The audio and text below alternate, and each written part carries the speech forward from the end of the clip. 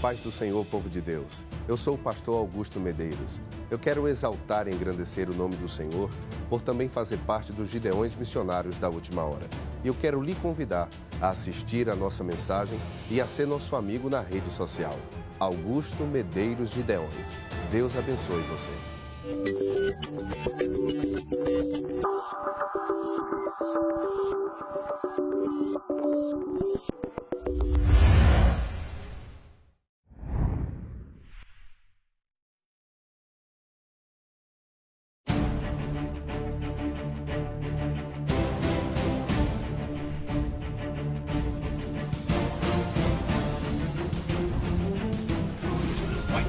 Foi na cruz que eu tenho a ouvir meus pecados castigados em Jesus. Ai, Deus levantar, homem sem mulher. Se o anjo poderoso acima de Deus vai te abrir 7 fontes, ele vai te abrir 7 fontes, ele vai te abrir 7 fontes. Chama pra adorar, chama pra adorar.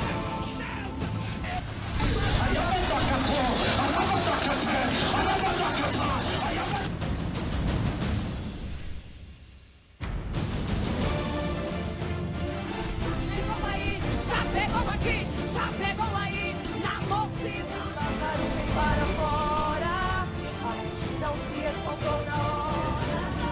Quando abre essa porta, vai inferno.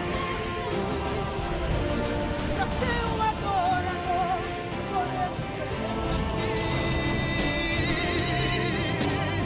o inimigo até pensou que eu já tinha.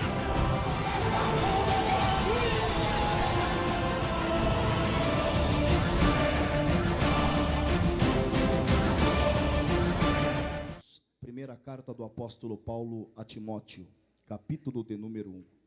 Enquanto você procura a passagem bíblica que eu anunciei, eu gostaria de estar anunciando o nosso material.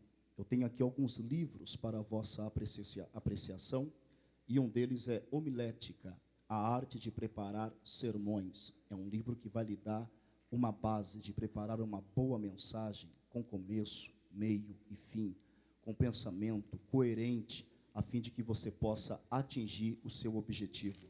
Temos também a oratória, a arte de falar em público. Pastor, eu não tenho problema em fazer sermões, o meu problema está na hora de ministrar a palavra. A oratória vai lhe ajudar a vencer o nervosismo e certamente você será eficiente nas suas mensagens. Estão ali, estarão à disposição dos irmãos que quiserem estar nos abençoando nesse dia de hoje, em nome de Jesus. Para os irmãos que não nos conhecem, sou da cidade de Ponta Grossa, Assembleia de Deus, igreja presidida pelo pastor José Polini, e trago um grande abraço do meu pastor, e que Deus possa nessa noite nos abençoar. A todos os irmãos lá no meu estado, Paraná, que estão nos assistindo pela internet, que Deus possa abençoar a cada um. Primeira carta de Timóteo, capítulo 1, versículo 5. Nesta noite eu quero ministrar a mensagem com o tema As marcas de uma geração missionária. Versículo 5 está escrito: ora, o fim da presente admoestação visa o amor que procede de um coração puro, de uma boa consciência e de uma fé não fingida. O fim do presente mandamento visa o amor que procede de um coração puro, de uma boa consciência e uma fé não fingida. Podem tomar assento e a minha esposa fique de pé para os irmãos poderem conhecê-la. Deus abençoe, intercessora do nosso ministério. Meus irmãos, analisando as cartas que o apóstolo Paulo escreveu, todas as cartas escritas por ele são cartas de conteúdo exclusivo. E se você estudá-las, você vai perceber que existe uma peculiaridade na carta que ele escreveu para Timóteo. Paulo escreveu esta carta ao seu jovem colaborador no ministério, visando ajudá-lo e deixá-lo preparado para a tarefa grandiosa e missionária que ele estava desempenhando na igreja de Éfeso. Quando Paulo escreve sua carta a Timóteo, seu jovem colaborador, sua intenção era deixá-lo preparado a fim de que ele pudesse exercer com excelência o ministério que lhe fora confiado. Agora Timóteo está em Éfeso, cuidando da igreja que lhe foi confiada. Agora, cuidar da igreja de Éfeso não era tarefa fácil. Exigia-se no mínimo 3 tipos de preparo para ser pastor na igreja de Éfeso. O primeiro preparo, teológico. O segundo preparo, psicológico. E o terceiro preparo, espiritual. Teologicamente falando, Paulo não tinha preocupação nenhuma com a pessoa de Timóteo, porque acerca disso ele mesmo vai dar testemunho dizendo: acerca das sagradas escrituras que desde a sua meninice aprendeste. Teologicamente falando, Timóteo era alguém muito preparado para o ministério, mas existia uma segunda preparação que exigia dele, que era a preparação psicológica, a saber lhe situar com as suas emoções, saber ajudar, saber como se comportar diante de algumas circunstâncias que ele iria enfrentar. E estar preparado psicologicamente é estar preparado para enfrentar 3 grandes problemas dentro do ministério. Primeiro problema, dinheiro. Segundo problema, o sexo oposto. E terceiro problema, o equilíbrio emocional. Se ele não tivesse equilíbrio emocional para administrar as circunstâncias que ele enfrentava dentro da igreja, certamente ele não seria feliz e não teria sucesso no seu ministério. Mas psicologicamente falando, Timóteo era muito equilibrado, não era problema. Mas existia um terceiro tipo de preparo que ele precisava muito, que era o preparo espiritual. Esse preparo exigia dele uma vida de oração, uma vida de consagração. Mas isso não era problema para ele, porque ele tinha o seu mentor Paulo como espelho de seu ministério. E ele aprendeu aos pés de Paulo a prática da oração. Eu penso que a nossa geração, ela aprendeu a preparar-se muito bem. No âmbito teológico, o Brasil está vomitando pregadores. Hoje temos pregadores para todos os gostos e para todos os níveis. Tem pregador que te faz rir, tem pregador que te faz chorar, tem um pregador que conhece mais do que o outro. Teologicamente, nunca falou-se tanto em estudo teológico como na geração odierna que nós estamos vivendo. Psicologicamente falando também, não tem sido problema na vida de bons pregadores. Alguns bons pregadores estão aprendendo a administrar o poder. Alguns bons pregadores estão aprendendo a administrar o problema do sexo oposto. Alguns bons pregadores estão aprendendo a controlar as suas emoções. Mas o que me assusta, o que me deixa estarrecido, é que infelizmente a nossa geração, ela não aprendeu a preparar-se na oração. A oração já não faz mais parte da nossa vida. Nós já não oramos mais 2 horas de joelho, nós já não oramos mais na presença de Deus. Eu lembro de vigília que nós íamos e passávamos 2 horas de joelho. As vigílias hoje são 4 horas de oração, 4 horas de louvor, 10 minutos de oração, e o resto não se tem nada mais para edificar. Mas a geração missionária é uma geração que cresce no joelho, é uma geração que cresce na oração. Eu fico assustado com alguns pregadores. Eu me lembro de uma época em que nós levávamos uma semana, talvez um mês, para preparar uma boa mensagem. Nós até chorávamos e consagrávamos para Deus nos dar uma boa mensagem. Hoje o cidadão vai na frente da internet, passa 3 minutos na frente do computador, pega a mensagem, sabe lá de quem, traz para a igreja uma comida requentada. Que Deus levante pregadores que volte a fazer comida no forno, que volte a fazer comida no fogão a lenha. Que Deus levante pregadores que volte a chorar pela palavra. A comida de micro-ondas é feita em 3 minutos, mas causa um mal miserável. Eu me lembro que no quintal de casa, quando mamãe estava internada, papai plantou feijão e não víamos Chegamos a hora daquele feijão crescer.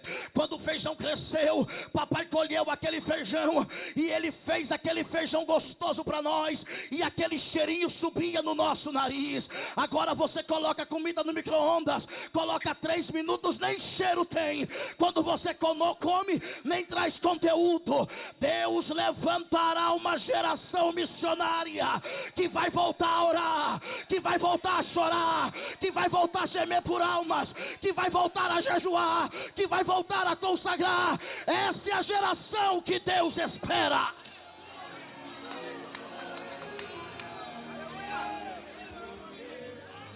Agora, Timóteo tinha todos esses predicativos.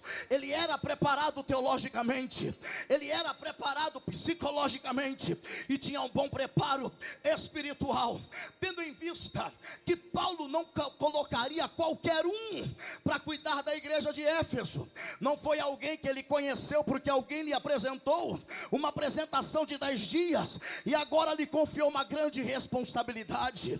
A amizade de Paulo com Timóteo não era algo novo, mas já era algo antigo. A Bíblia diz que quando Paulo realiza a sua primeira viagem missionária para a cidade de Listra, uma cidadezinha da Licaônia, lá ele prega o evangelho, e quando ele prega, ele ganha a família inteira de Timóteo para Cristo. Timóteo era um jovenzinho ainda, mas quando Timóteo colocou os olhos em Paulo, ele disse assim: se um dia eu for pastor, eu quero ser como Paulo. Se um dia eu for pastor, eu quero ser como aquele que me ganhou. Se um dia eu for pregador, eu quero ser como Paulo. Aqui eu quero abrir um parênteses. Tem gente, pastor Antônio Moura, que critica os jovens pregadores, que imitam os pregadores antigos. Tem gente que critica as jovens cantoras, que imita cantoras antigas. Ora, é melhor imitar pregador do que imitar traficante. É melhor imitar cantora evangélica do que cantar uma cantora mundana. Deixa ela imitar. Enquanto você imita, você será um eco ecoando no mundo. Mas uma hora Deus vai lhe pegar na curva e vai dizer: a partir de hoje você não será eco, será minha voz, será minha voz, será minha voz, será. Levanta a mão que eu quero liberar uma profecia. Nesta tarde, Deus não vai usar os ecos, mas usarão as vozes. E Deus está levantando vozes. Deus está levantando vozes. Deus está levantando vozes. Deus está levantando vozes. Deus está levantando vozes. Se prepara. Deus vai lhe dar uma voz. Deus vai lhe dar uma voz. E quando esse dia chegar, ninguém mais para o teu ministério. Agora os anos passam. Paulo precisava continuar o teu ministério. Paulo precisava continuar a sua obra missionária. Timóteo fica na sua casa. E o tempo vai passando. Alguns anos mais tarde, preste atenção por favor. Alguns anos mais tarde, Paulo retorna para a mesma cidade de Timóteo. E quando Paulo retorna para Listra, ele vai procurar saber o que aconteceu com Timóteo. Se Timóteo ficou firme, se Timóteo não se desviou da fé, se ele permaneceu. Ele vai chamar os irmãos e vai perguntar assim: me responda uma coisa. Eu estive aqui um tempo atrás e eu preguei a palavra, e quando eu preguei eu ganhei um jovem para Jesus. Eu quero saber se esse jovem ficou firme. Aí perguntaram: o senhor está falando de quem, Paulo? Eu estou falando de Timóteo. Aí os irmãos olharam para Paulo e disseram: Paulo, nós temos uma boa notícia para lhe dar. É mesmo? E que notícia é essa? Timóteo tem sido um exemplo. Quando fala de culto de oração e a gente pensa que ele vai inventar uma desculpa e vai bater bola por aí, ele já está no pé do altar esperando a oração. Quando fala de visita no lar e a gente pensa que ele vai se internar no WhatsApp ou na internet, ele fala: eu estou no meio, quero participar do culto. Quando fala de oração, Timóteo está lá. Chamam até ele para fazer outras coisas, mas ele diz que quer ser igual ao Senhor. Ele está sendo um exemplo. Quando Paulo ouve aquelas palavras, ele vai até a casa de Timóteo Timóteo, chama sua mãe e diz: olha, eu quero convidar o teu filho para fazer viagens missionárias comigo, você autoriza? E ela autorizou. Timóteo agora, irmão diácono Manuel, vai viver as maiores experiências missionárias de sua vida. Mas quando ele recebe a carta que seu mentor lhe escreveu, ele estava cuidando da igreja que estava em Éfeso. Agora, se você pode perceber, a recomendação que Paulo trouxe foi, sobretudo, o que se deve guardar. Guarda primeiro o teu coração.